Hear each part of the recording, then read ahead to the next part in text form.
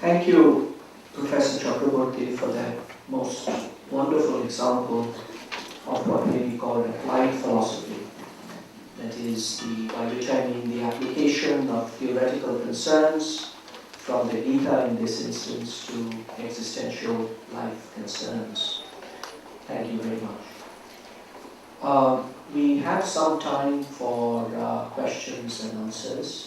So let me open it up to the floor. If you can please show your hand, and then we'll try to field questions for till 12:30 maybe, about 40 minutes. Professor Chakraborthy wants to say something first. I don't want to say anything. If you would agree, and you sir also, that let there be questions from the floor and just take brief notes of each question and then answer them in one go. It manages time better.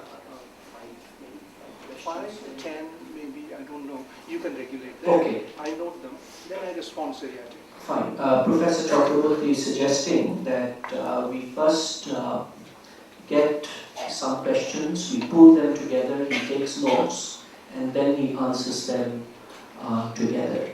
So let's start off with the first question.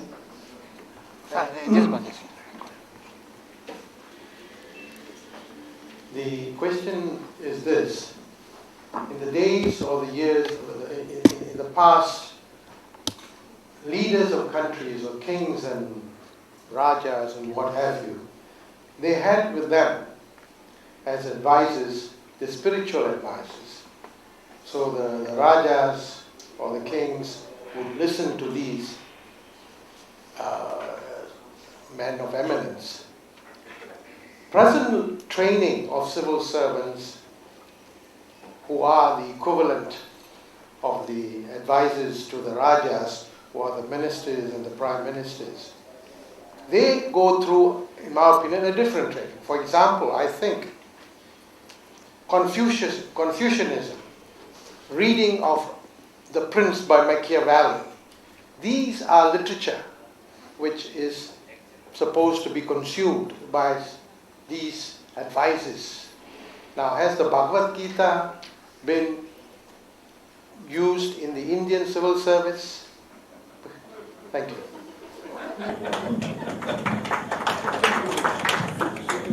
This is not so much of a question. This is a request to Professor Chakraborthy ji. Would you kindly give your permission to the organizers of this IGF to make DVDs of your today's lecture and make it abundantly available to the young managers of Singapore?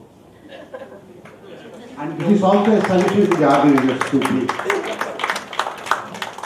There is one question where all the people from behind, please come to the front so that you can ask questions, because everyone in the audience would like to listen to the questions.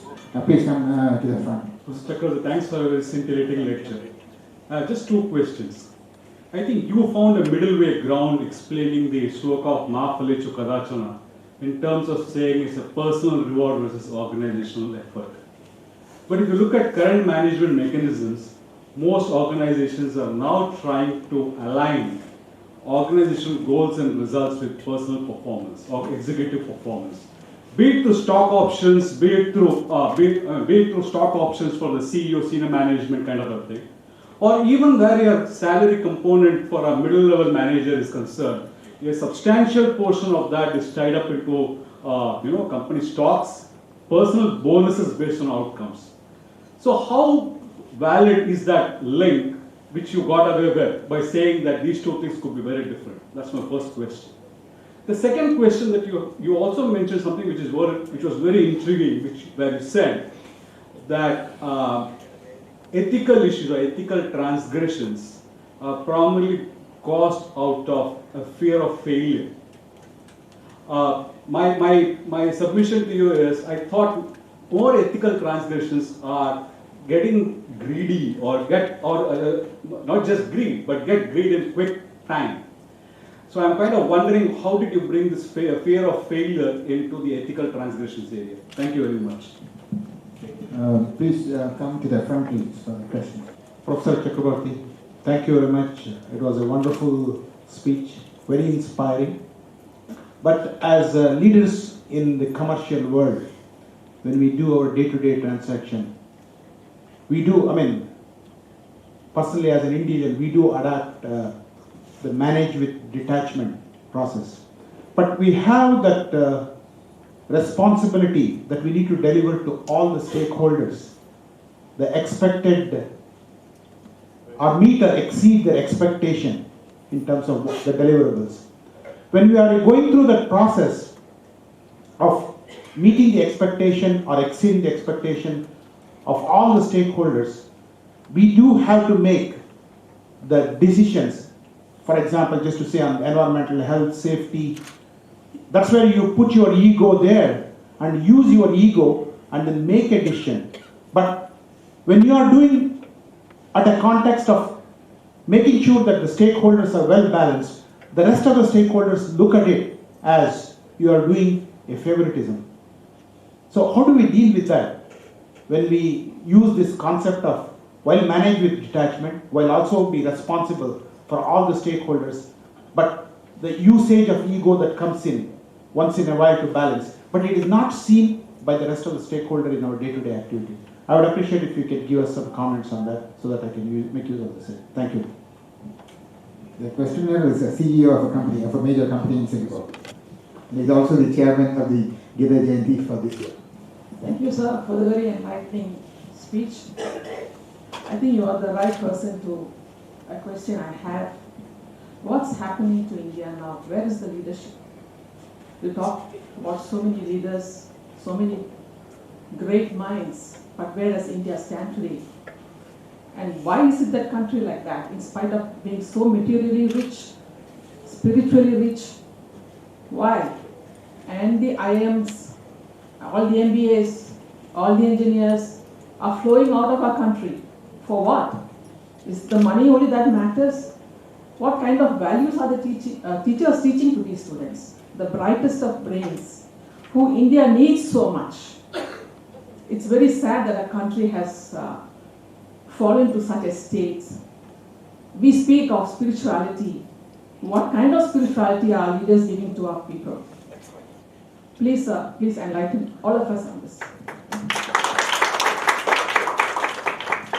May I suggest one more question, then we ask Professor Chakraborthy to respond, then we can do another round after that.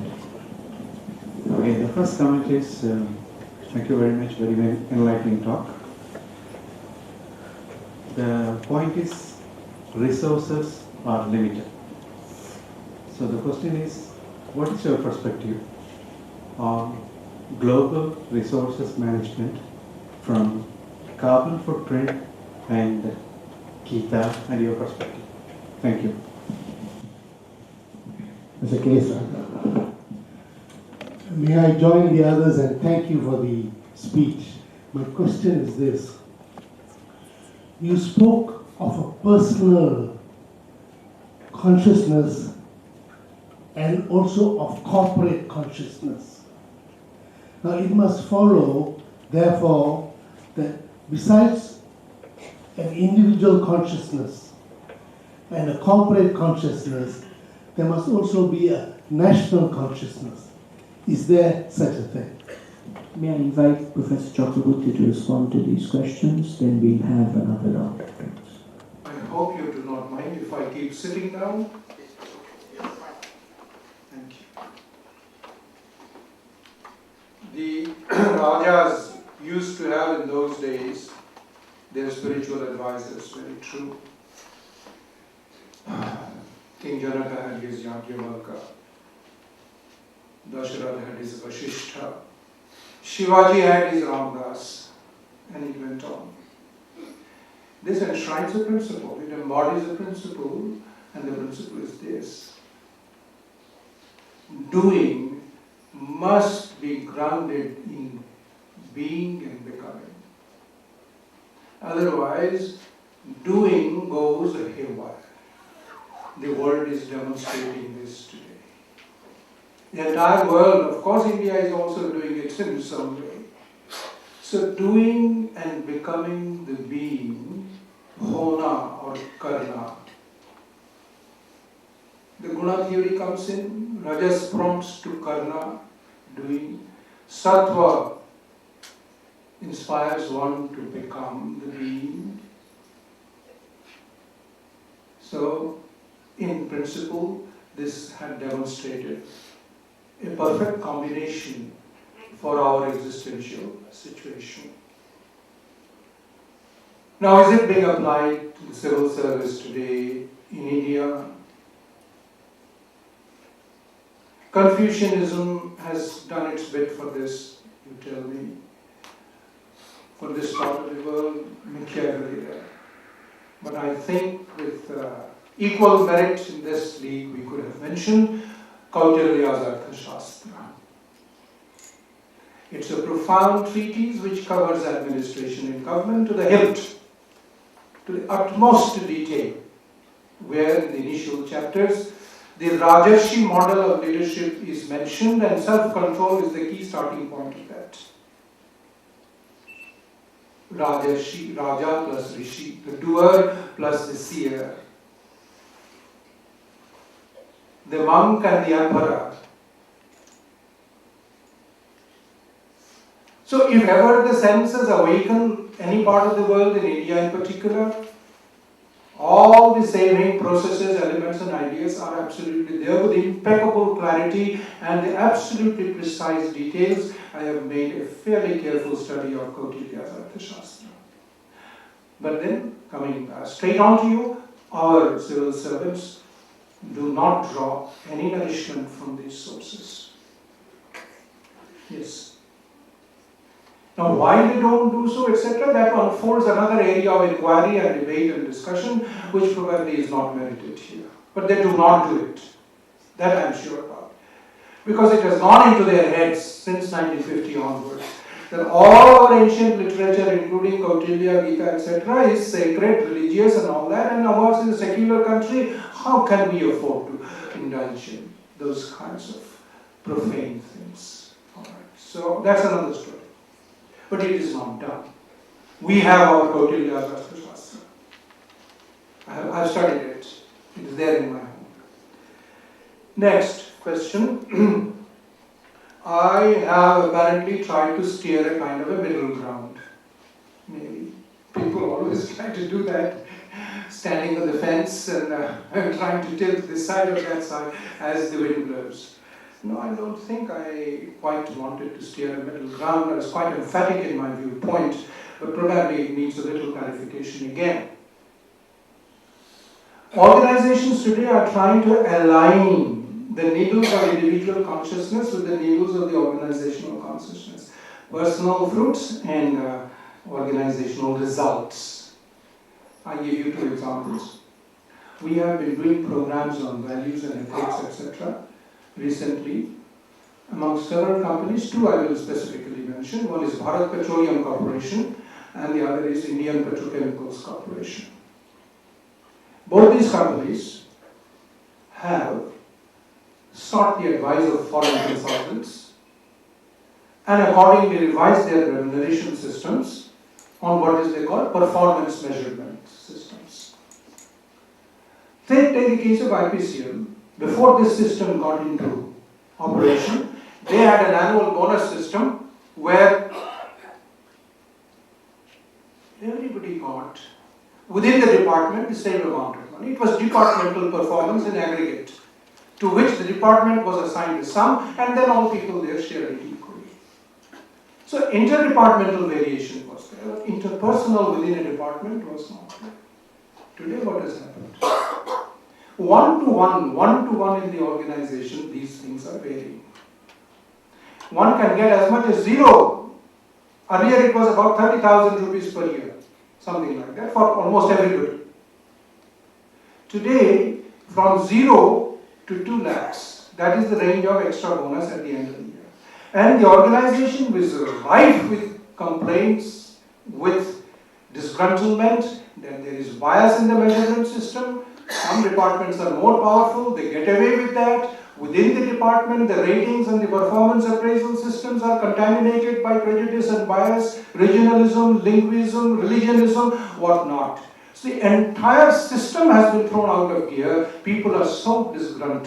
So what is the net result? Uniform distribution of dissatisfaction. This is the net result.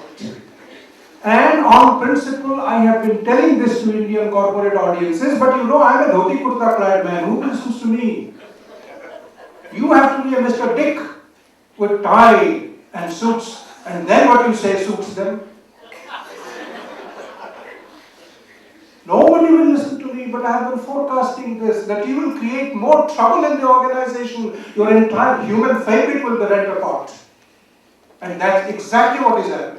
In Bharat Petroleum Chemicals, this is the same story. How do we come to know these? Interesting again. When we come from Bombay to Nasik or to these places, there are 1 or 2 officials who are sent to receive us, and a long drive, 3 to 4 hours on the way, and they come out. This is it. This is it. So, my dear friends, stick to principles, stick to principles, stick to principles. Again and again I would say that, don't plumb for these hot-headed consultants who come with newfangled ideas and suddenly sell it with great force. Please do not do it. At least in India I say that because you have the more sound philosophy and the principle there with you. Please. But as I said, I cry in the wilderness. So no alignment. It is completely rupturing the entire fabric of the organization. And then further you are intrigued also. Why is it that on fear of failure, unethicality, why not greed? Friends, 2 sides of the same coin. The more greedy I will be, more fearful I will be. Because lest that he gets it and I don't get it, that is the fear. Arising out of greed, they go together. Do you see the point? I want to be the top-ranking industrialist in my chemical industry group. That is my greed. As an entrepreneur. And then, having committed myself that I must earn the top rank this year, I am constantly on the edge. He will exceed me on that parameter. That fellow probably will outbeat me in that market. Constantly I am on the edge because I have fixed myself on that top ranking target in my industry sector. They go together. Friends, greedy persons will be fearful persons. You have to go a little deeper, friends. A little pause, a little contemplation. We're so furiously paced in this life. We just can't stand still and let the sediment fall below and then the clear water emerge on the top. It requires a process of tranquilization. So I think if there was an intriguing element in what I said, I might have been able to tear it up. Next. Delivering to all stakeholders, well-balanced use of ego comes in when to strike the balance, and then people begin to complain that you are biased, you are prejudiced. We are on the horns of a dilemma. With the best of intentions, we can't satisfy everybody. That is, I think, the message of the question. Granting that there is the best of the intentions, we remember the schoolboy story, Aesop's fables, of the father and the son and the donkey. Do we remember that story? I'm sure some of us will recall that story. And these fellows ultimately lost everything, satisfied nobody. So, Sri Aurobindo gives here the right insight. Please listen to it carefully. Please. To do the right thing in the right way, at the right moment, in each case, can be done only when one is in the right consciousness, never by a fixed mental rule. Are we ready to rise to that level, friends?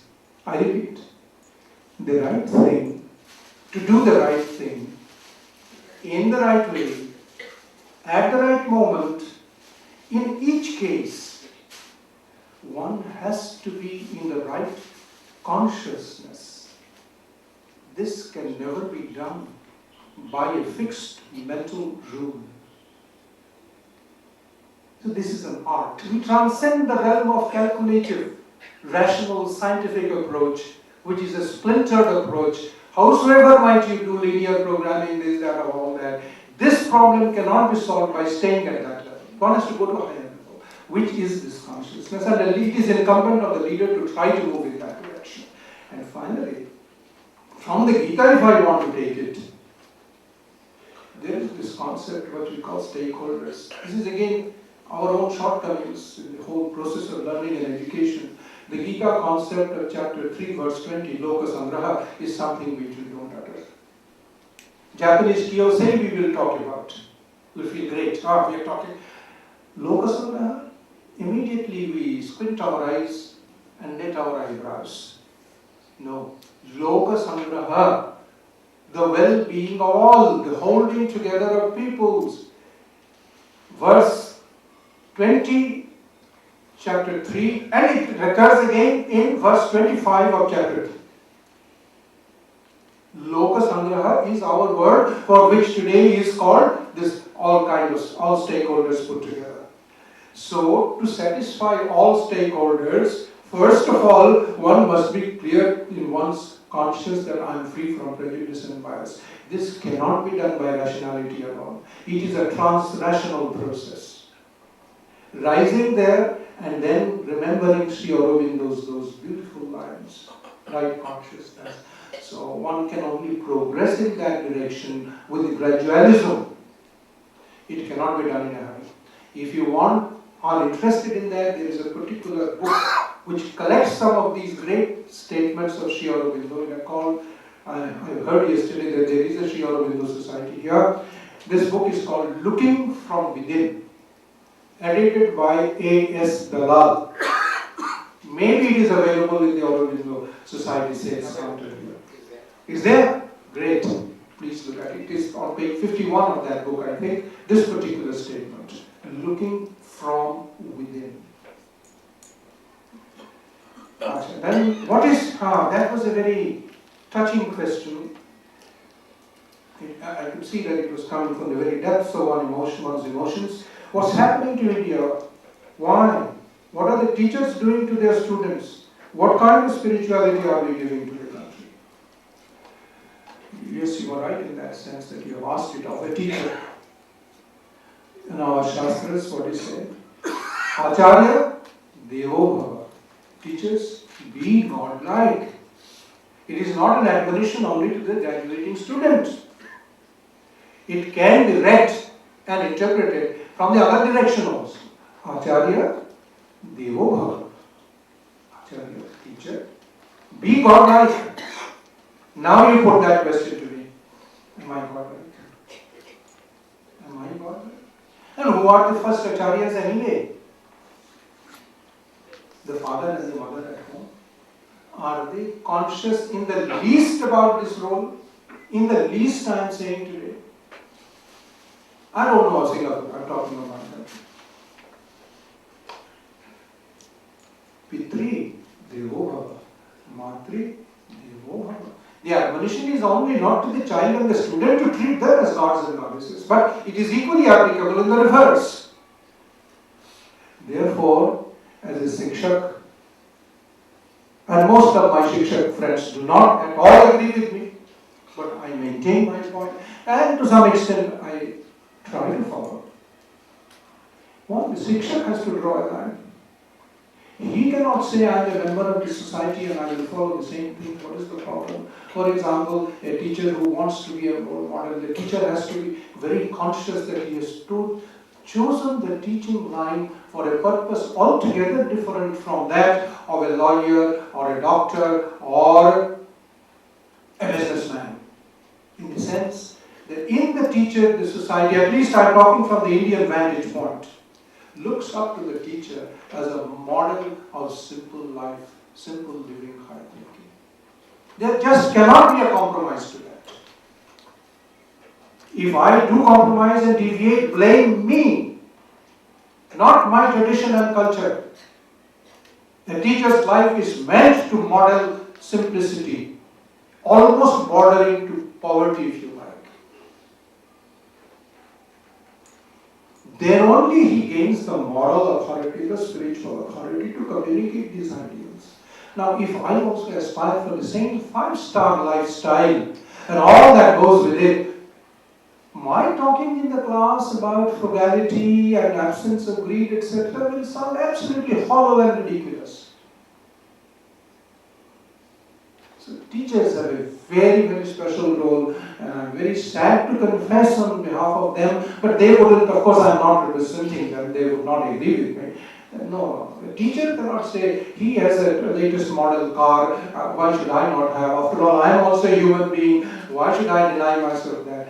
I'm sorry, you are a teacher, you have chosen your profession, your vocation, and it has its... The society looks up to the teacher for certain things, which it doesn't find elsewhere. This passion, this commitment, this constant awareness and self-checking by the teacher, it is not being done. It is not being done. In my country, I am talking about. So, what spirituality? In IIM, spirituality is a dead letter. You ask me that question directly, and I am answering you directly. We set up a Center for Human Values in IIM Calcutta. And with the blessings of it, at a point in time, there was a board of governors with a chairman who had inclinations along these lines. And we had also a director who had a feeling for these things. So we got this approved by the board. But of course, the funds had to be collected by donations by me all over the country. But the faculty resisted it. They were jealous, they were ideologically opposed to it, and the kinds of things against which it had to come up. There's no time to talk about that. So spirituality in IIMs, no. Even the word values is touchy, because they see, oh, through values you are indirectly smuggling in Gita. This will not do. To that extent, their far-reaching thinking has gone. Yesterday you talked about Ram and Ramayana being ridiculed, the irony was being mentioned. The same applies down the line to all these kinds of things.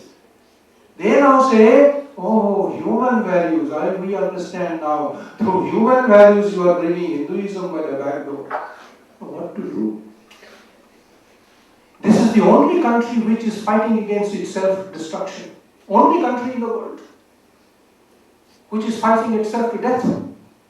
Only country in the world which has made it a professional business to decry, to denigrate, to destroy.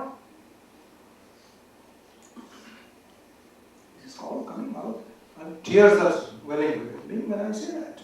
Resources are limited. What is Gita saying here? That was one question. Yes, resources are limited. Gita says a lot about that. Who is prepared to listen, friends? Resources are limited. We have heard about the concept of entropy, has it? Entropy? People from the background of science and engineering would know that. What does it say? Second law of thermodynamics. This is a closed system, non-renewable resources, entropy. Are we conscious about that? We talk of development, we talk of progress. What are we talking about? Agre amritopam pariname vishami. There is no way out. Let me tell this here. I am not a prophet. I don't have that authority. I am only sharing by the most purest of conviction. There has to be a time, if this world is to survive, forget about India and Singapore, if the world has to survive, it has to return to this kind of a formulation. Less is more. Second,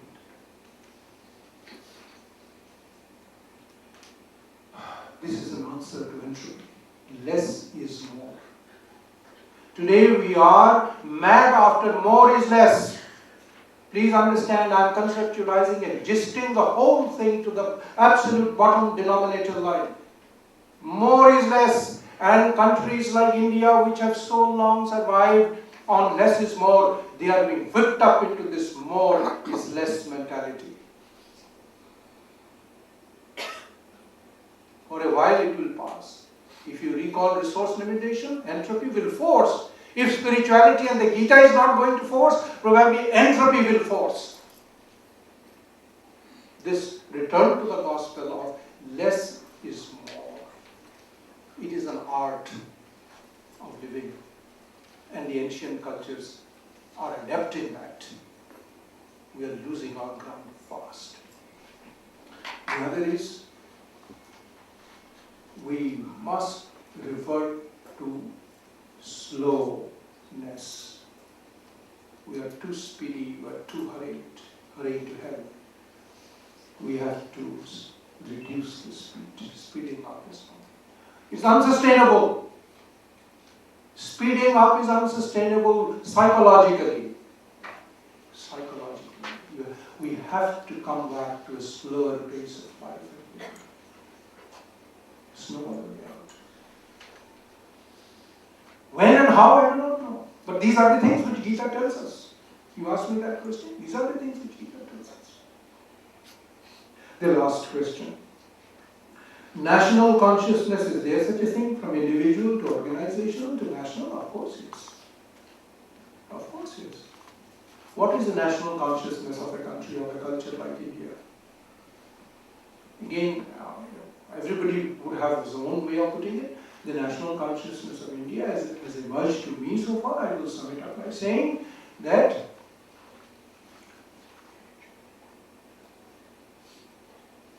Amritasya putra, Shrinvantu Vishwe Amritasya putra. So it is being national at the same time universal. So that is the beauty of the national consciousness of India. It is addressing the entire human world. Amritasya Shrinvantu Vishwe. Vishwe, the whole universe, not addressing to India alone. So India's national consciousness somehow is universally all-embracing consciousness. Within that broad frame, of course, there is national consciousness in a way, more limited kind in the sense that we will try to do everything that we do as Nishkamka is for Loka Sangraha. That is the Gita's message for India's national consciousness. Thank you very much. One could have gone on, but one should not. Dr. Tagore is here and others are here. I think there are some more questions. We have 5 minutes left, so maybe we can have two more questions.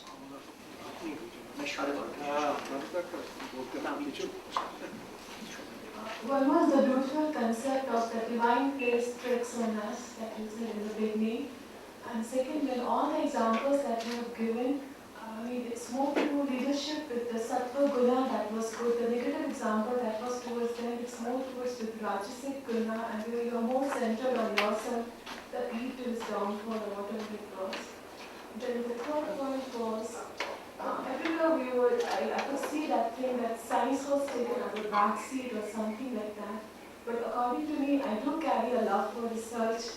And if you look at linear programming that you mentioned just like that, you can see those concepts and formulations, and you can just put your sadhana also in that particular language. In a mathematical language also you can do that. So I don't see much difference in the two. It's just how you approach it and how your inner being is guiding you to look at the whole thing. One more question, please. I will take the liberty to ask the question, sir. If you look at the corporate world nowadays, an icon of a leader is normally is somebody with a very strong ego, who is self-centered, and then thick skin, and then also who gets results by hook or crook method. Okay. So in view of this, what is the relevance of Gita for the corporate world? Your question, the first one from you. Yes, to some extent I may have sounded as if I am giving a kind of second order role to science and technology. Yes, I mean it. I mean it. I am not mincing words about it. Now, the linear programming thing, I can interpret my sadhana. How does it help? No, just a moment. No, you have had your turn. Now, otherwise, it can be a one-to-one dialogue. That's a different thing. Now, this forum is of a different style. Therefore, if you have further things, yes, sure, be after it. But now, at the moment, it has to be one-to-one. So, yes, I was reflecting on scientists of the order and scale of Einstein, Heisenberg, I have their quotations, this book is full of that, no time, who have clearly said that science deals with the world of the domain is, that of is, not should be. It's a very, very, very deep difference. Science deals with the domain of is. It cannot deal with the domain of should. All the time the implicit discussions and dialogues here have been in terms of the domain of should. Now you will concede that Einstein was the scientist at the acme of scientific approach of the last century. So when he says that, and later on he explains those things through small letters and small things, that is a domain of the suprapersonal. Suprapersonal, that is the phrase Einstein uses. So I never found any hint for him to convert it in terms of his relativity theory, E equal to mc squared. Just for your information. So the theoretical principle there is, do not try to explain the higher through the lower. Do not commit that fundamental mistake of learning. The higher should not be explained through the lower. Yes, linear programming can convert the sadhana process, and it is just a difference of approach.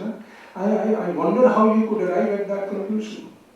Is it a matter of intellectual thing, or is it a matter of inner cultivation? What is the message of spirituality for you?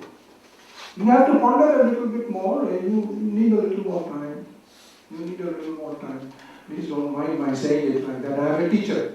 So a teacher is habituated to talk like that, and I assume you are a student. You are a teacher too. Oh, that's it. That's right. Okay. In that case, as a teacher, you have to transcend that student mentality.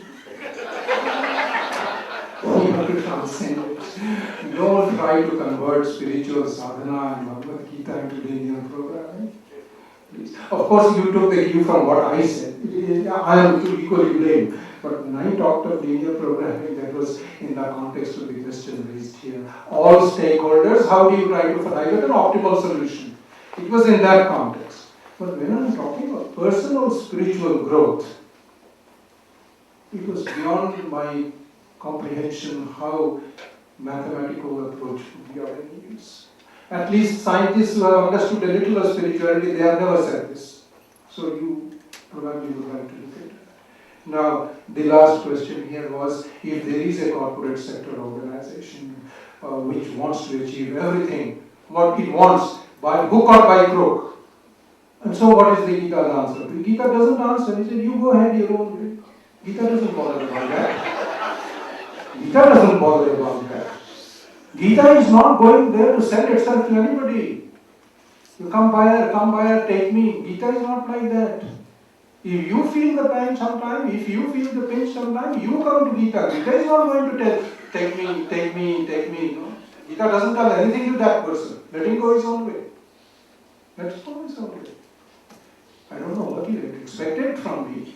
But what the Gita has already said, and so many things have been said since yesterday, I think you would have already got the answer of this kind of a person.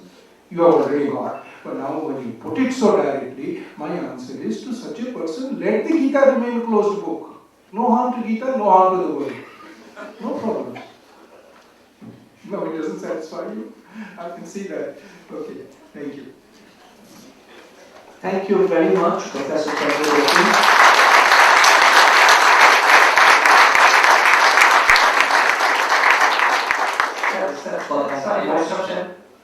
Food is not ready yet. Let me please finish. One second. I want to thank Professor Chakraborthy for this most enlightening session, and this is a most wonderful occasion, I believe, in bringing the message of the Gita to life concerns, to existential concerns, and look forward to more of these events in the future. Thank you again, Professor Chakraborthy.